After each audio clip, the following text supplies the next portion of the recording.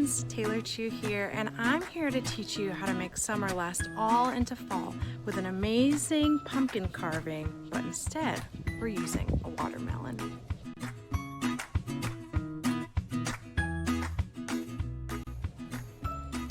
Try to cut these slices very thin, otherwise if you puncture the inside of the watermelon, it'll leak as it sits on the table.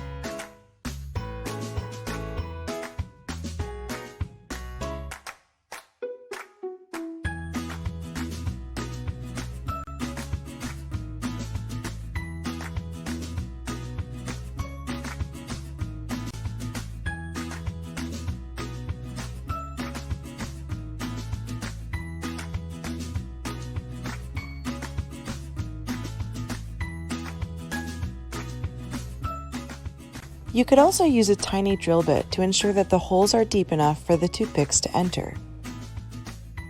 Make sure that the toothpicks are deep enough into the stem for it to sit securely on the watermelon.